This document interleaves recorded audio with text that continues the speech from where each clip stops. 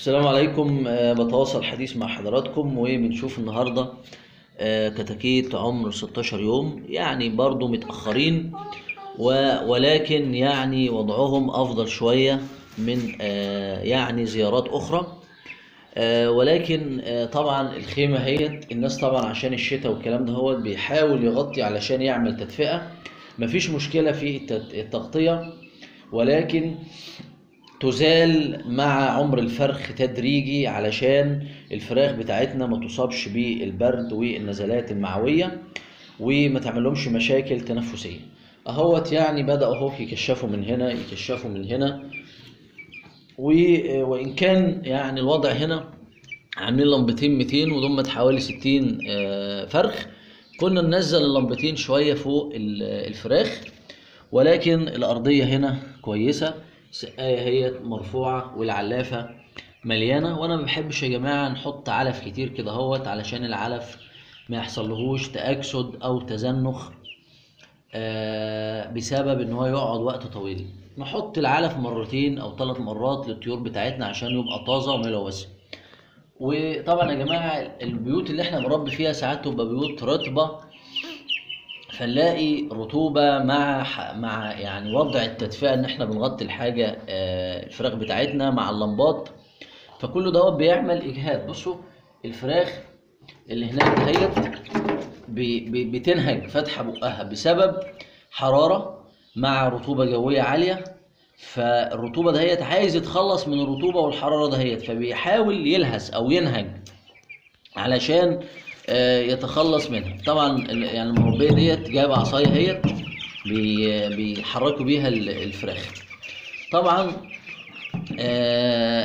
الارضيه تحتهم جميله، الوضع مثالي، ولكن هنبدا نوسع شويه للفراخ بتاعتنا. والشبابيك طبعا ديت كانت مقفوله بالازاز، فتحت اهيت. دوت القبلي ودوت بحري، بس بحري كده من الجنب، برضو هنفتحه بالنهار علشان يعني يدخل هواء، ياخد الريحة اللي هنا يطلعها من القبلي، يبقى دهوت يدخل هواء، الريحة الوحشة اللي في المكان، حرق الأكسجين من اللمبة والفرشة طبعا بتطلع ريحة، تطلع هواء نظيف يخش من هنا يطلع من القبلي هنا.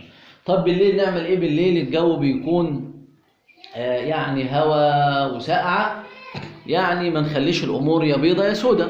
ممكن نوارب دوت ونسيب ضلفة، او ممكن نعمل نوارب دهوت ونسيب دهوت عشان ما يبقاش هواء مباشر على الفراخ، او نقفل الاتنين على حسب وضع الجو في المكان. بنتحكم في فتح وغلق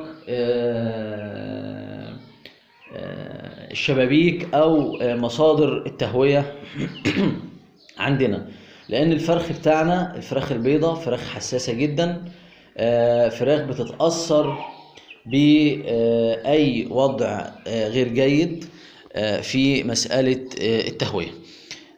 فلابد ان احنا نحافظ دايما على مسألة ان احنا نوسع للفراخ بتاعتنا، المكان بتاعها يكون جاف، بنرفع المساء والمعالف، بنحاول كل ما الفرخ بيكبر يعني اعضائه بتكبر، بيحتاج اكسجين اكتر، بيحتاج وسع اكتر، لابد ان احنا نوفر له ونهيئ له يعني كل العوامل دهيت عشان يعني نموه يبقى سليم. ان شاء الله يعني اتواصل مع حضراتكم، وشكرا لحضراتكم.